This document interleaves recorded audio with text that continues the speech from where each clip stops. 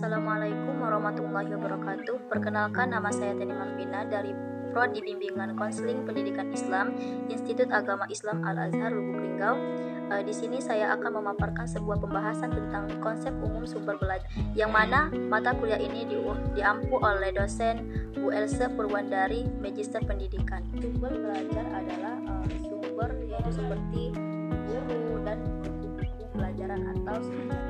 Dan sumber belajar ini adalah upaya untuk dimanfaatkan, upaya untuk memberi kemudahan kepada penerima pesan atau kepada orang siswa dalam belajar, seperti buku, film, video, peristiwa dan sebagainya.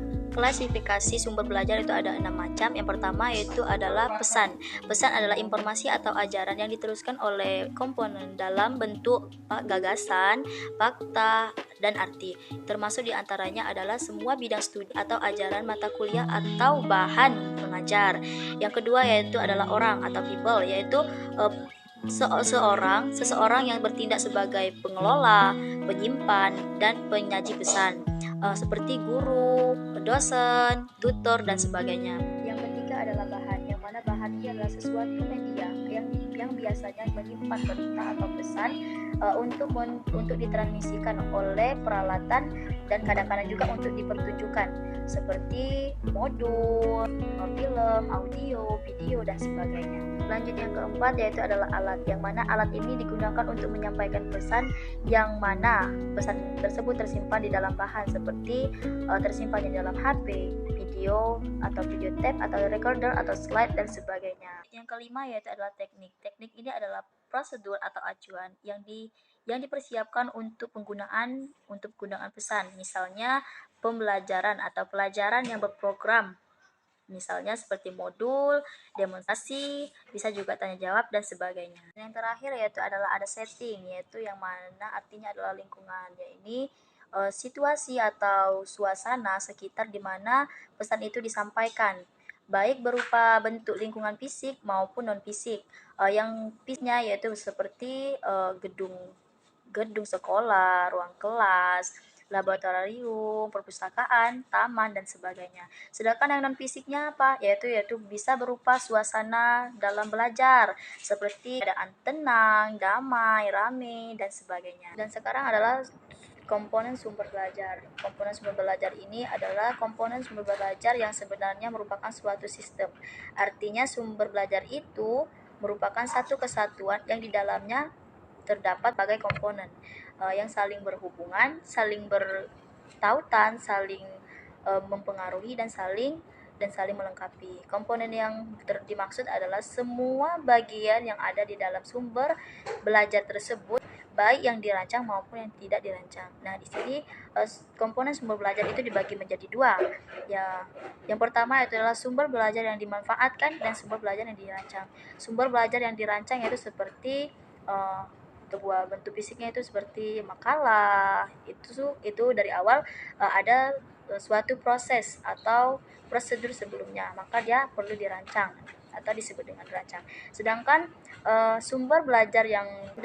komponen sumber belajar yang dimanfaatkan itu seperti misalnya nih kita belajar di ruangan terbuka atau di alam gitu ya.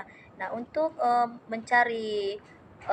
untuk mempermudahkan itu memahami apa yang kita jelaskan, kita bisa menggunakan daun. Misalnya kita lagi mempelajari atau lagi belajar tentang IPA misalnya kan, kita bisa menggunakan daun. Oh, ini loh daun, dan proses pertumbuhannya itu gini-gini. Jadi kita bisa memanfaatkan dalam arti singkat gini, sumber belajar yang dimanfaatkan itu adalah sesuatu apapun itu yang bisa dimanfaatkan ketika kita proses belajar mengajar. Dan komponen sumber belajar ini dibagi lagi menjadi 3. Yang pertama itu ada tujuan dan fungsi, yang kedua ada bentuk fisik, dan yang ketiga ada pesan.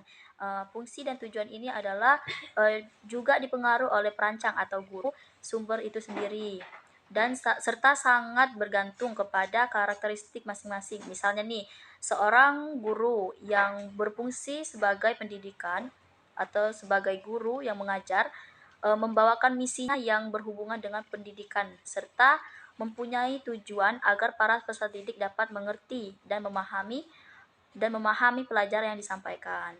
Yang kedua yaitu ada waktu atau bukti fisik atau keadaan, yakni kegiatan observasi yang dilakukan di dalam pusat sumber belajar yang di mana di dalamnya terdapat banyak komponen seperti misalnya komponen perpustakaan, laboratorium dan sebagainya.